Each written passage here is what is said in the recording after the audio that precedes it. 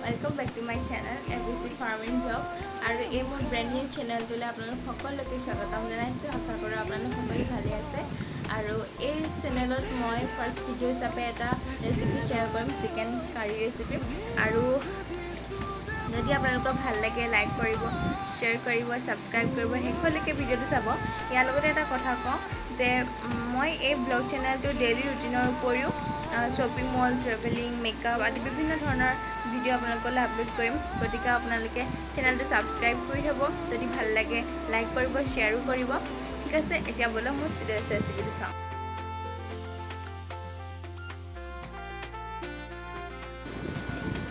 এটা সৰু বলত মই 4টামান আলু আৰু এটা বিলাহী ধুই লৈছোঁ আপোনালোকে প্ৰয়োজন অনুসাৰে এইকেইটা আপোনালোকে প্ৰয়োগ কৰিব পাৰে এনেদৰে ভালদৰে ধুই ল'ব ইয়াত মই লৈছোঁ আলু বিলাহী পিঁয়াজ আৰু আদা নহৰু এটা বিলাহী আৰু এই পিঁয়াজ মই পোলাও কাৰণেও লৈছোঁ আদা নহৰু লৈছোঁ এই নহৰুটো বাকলি নুগুচাকৈ থৈছোঁ কাৰণ বাকলি নুগুচাকৈ ৰাখিলে তৰকাৰীখনৰ কালাৰটো বহুত খুবেই ভাল আহে লগতে মই এই চাউল পোলাও কাৰণে তিয়াই থৈছোঁ বাসমতি চাউল ইয়াৰ ৰেচিপিটো মই নেদেখাওঁ বেলেগ এদিন আপোনালোকক শ্বেয়াৰ কৰিম আৰু মাংস কাটি থোৱা আছে মাংসখিনি ধোৱা হোৱা নাই এতিয়া এই মাংসখিনি মই দুভাগ কৰি থম কিন্তু এতিয়া মই ভালদৰে ধুই ল'ম এটা বলত মাংসখিনি লৈ ভালদৰে ধুই লৈছোঁ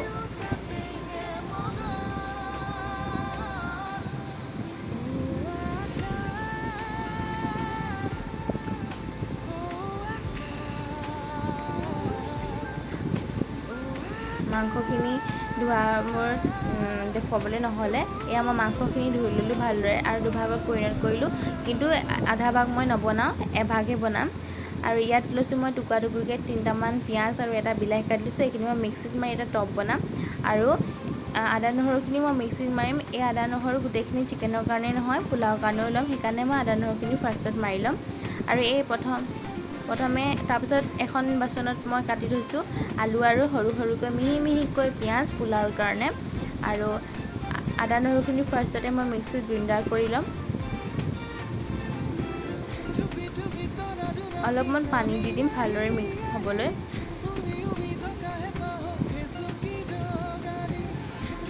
আৰু এতিয়া এয়া পিঁয়াজ আৰু বিলাহীৰ পেষ্ট এয়া আদা নহৰু পেষ্ট মই ভালদৰে কৰি লৈছোঁ আৰু দুটুকুৰা মাংস মই এখন প্লেটত বেলেগকৈ ভাজিম তাত ফ্ৰাই কৰিম অলপ নিমখ আৰু হালধি দি সেই দুটুকুৰা মই ভালদৰে সানি লৈছোঁ যাতে হালধি আৰু সেই নিমখখিনি মাংস টুকুৰাত ভালদৰে মিহলি হয় আৰু ভালদৰে লাগি যায় যাতে ভাজিলে কালাৰটো ভাল আহে সেইবাবে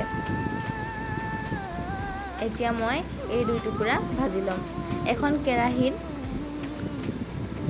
নিজৰ প্ৰয়োজন অনুসৰি তেল দিছোঁ আৰু সেই মাংস দুটুকুৰা সাইডত মই বনাই থৈছোঁ আৰু এয়া বনি আছে মাংস দুটুকুৰা তেলখিনি দিয়াৰ পিছত অকণমান গৰম হওঁতে মই তাত অলপ এটুকুৰা কমকৈ এটা দালচিনি দিছোঁ দুটা ইলাচি দিছোঁ আৰু দুখিলা তেজপাত দিছোঁ এইকেইটা দিলে চব্জিখনৰ ফ্লেভাৰটো খুব ভাল আহে আৰু এটা ধুনীয়া টেষ্টিও আহে এটা বাটিত মই ধনিয়া গুড়ি জিৰা পাউডাৰ ৰেড চিলি পাউডাৰ হালধি আৰু নিমখৰ পেষ্ট বনাই লৈছোঁ দুটামান পিঁয়াজ দিয়াৰ পাছত মই মছলাৰ মিশ্ৰণটো দি দিছোঁ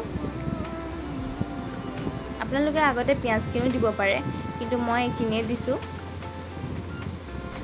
ভালদৰে লৰাই দিছোঁ যাতে সেই ইলাচি আৰু দালচিনিখিনি মছলাখিনিত মিক্স হয় ইয়াৰ পিছত মই দিছোঁ পিঁয়াজ আৰু বিলাহীৰ যিটো পেষ্ট সেই পেষ্টটো আৰু এইখিনি দিয়াৰ পিছত ভালদৰে মিহলি কৰাৰ পিছত যিটো পানী তাত আছিলে সেই পানীখিনি আমি মৰিবলৈ দিব লাগিব এয়া মাংস দুটুকুৰা মই কাঢ়ি ল'লোঁ এই দুটুকুৰা হৈ গ'ল কি ধুনীয়া লাগিছে ন এয়া মই আদা নহৰুখিনি দিয়া নাই দিমহে ভালদৰে এনেকৈ লৰাই আচলতে তাত যিখিনি পানী আছে সেই পানীখিনি যাতে নাইকিয়া হয় এটা জেলি টপ বনে আৰু এয়া দিছোঁ মই আদা নহৰু নিদিলেতো তৰকাৰী টেষ্ট ভাল নাহেই সেইবাবে সেইখিনি আদা আৰু নহৰু আপোনালোকে মাংসখিনি দিয়াৰ পাছতো প্ৰয়োগ কৰিব পাৰে মই এতিয়াই প্ৰয়োগ কৰিছোঁ যাতে মছলাকণৰ গোন্ধটো আগতীয়াকৈ পাওঁ আৰু এই ঢাকনিখন লগাই দিছোঁ অলপ সিজিবলৈও অলপ দেৰি পাছত চাইছোঁ পানীখিনি ভালদৰে সিজা নাই পানীখিনি ভালদৰে কমা নাই এয়া পানী আছে তাত ভালদৰে মছলাখিনি মজিব লাগিব। পিঁয়াজ আৰু আদা নহৰুখিনিও ভালদৰে গলিবলৈ লাগিব। মিক্সিত মাৰিছোঁ যদিও সেইখিনি ভালদৰে সিজিব লাগিব। এয়া অলপ অলপ পানী কমিছে, তথাপিতো মই আকৌ ঢাকনিৰে ঢাকি থ'ম যাতে সেইখিনি সিজেও আৰু পানীটো কমি যায়। ছাইডত লাগি থকাখিনিও আপোনালোকে মিলাব। এয়া অলপ দেৰি ঢাকন দিয়াৰ পাছত মই চাইছোঁ এই জেলিটো প্ৰায় বনিছে, হৈ গৈছে। এতিয়া মই ইয়াত মাংসখিনি এড কৰিম।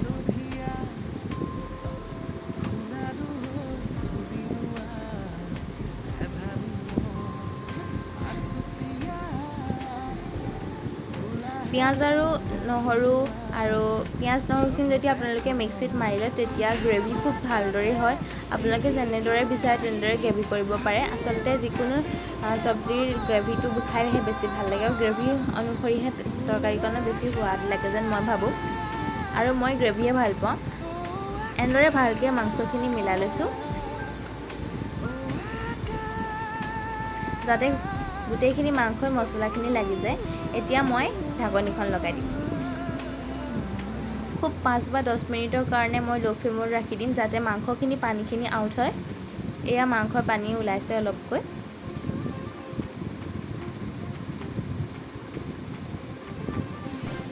অলপ দেৰিৰ পাছত মই আকৌ চাইছোঁ মাংসখিনি পানীও ওলাইছে, লগতে পানী শুকাই গৈছে যদিও তাৰ মাংসত যিহেতুকে ব্ৰইলাৰত যিহেতুকে তেল থাকে সেই তেলখিনিও ওলাইছে, আৰু মাংসখিনি আধা সিজিছেও। আধা সিজোঁতে মই ইয়াত কাটি থোৱা যিখিনি আলু আছিলে সেই আলুখিনি এড কৰিম যাতে সেই পানীতে অলপমান আলুখিনিও সিজে। এয়া তেল ওলাই গৈছে, দেখিছেনে আপোনালোকে। এতিয়া কাটি থোৱা আলুখিনি মই এড কৰিম। আলু খাই যিসকলে ভাল পায় সেইসকলে বেছিকৈও এড কৰিব পাৰে। মই আলু খাই খুবেই ভাল পাওঁ, আৰু আলু নিদিলে যিকোনো এখন তৰকাৰী ভালো নালাগে। আচলতে আলুটো এটা অপশ্যনেল হয়, আপোনালোকে দিবও পাৰে নিদিবও পাৰে, আপোনালোকৰ ইচ্ছা। আলুখিনি দিয়াৰ পিছত ভালদৰে মই মিহলাই লৈছোঁ। দেখিবলৈ খুবেই সুন্দৰ লাগিছে নহয়নে। ভালদৰে মিহলাই লোৱাৰ পাছত মই ঢাকনিখন তাত লগাই দিম যাতে আলুখিনি অকণমান সিজেও, আলুৰ পানীটো ওলায়।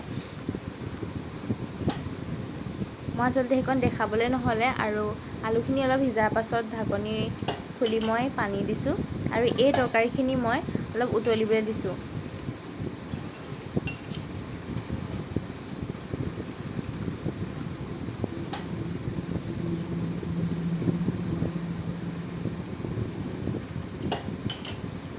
তৰকাৰীখিনি উতলিলে আলুখিনিও ভালদৰে যি অকণমান সিজিবলৈ আছে সিজিব, পানীখিনিও অলপ শুকাব।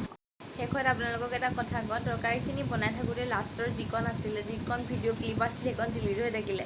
কেনেকৈ হ'ল কিয় হ'ল মই নাজানো, কিন্তু আপোনালোকে এইটো এডজাষ্ট কৰি ল'ব প্লিজ। মই পাছত এদিন আকৌ ভালদৰে এই ৰেচিপিটো শ্বেয়াৰ কৰিম। কিন্তু তৰকাৰীকণ খাবলৈ খুবেই সোৱাদ হৈছিলে। আপোনালোকে ঘৰত মোৰ নিচিনাকৈ ট্ৰাই কৰি চাবচোন, খুব ভাল লাগে খাই। যদি ভাল লাগে কমেণ্টত লিখিব, আৰু ভিডিঅ'টো যদি ভাল লাগিলে লাইক কৰিব, চেনেলটো ছাবস্ক্ৰাইব কৰি থ'ব, আৰু ইমানতে সামৰণি মাৰিছোঁ। বাই।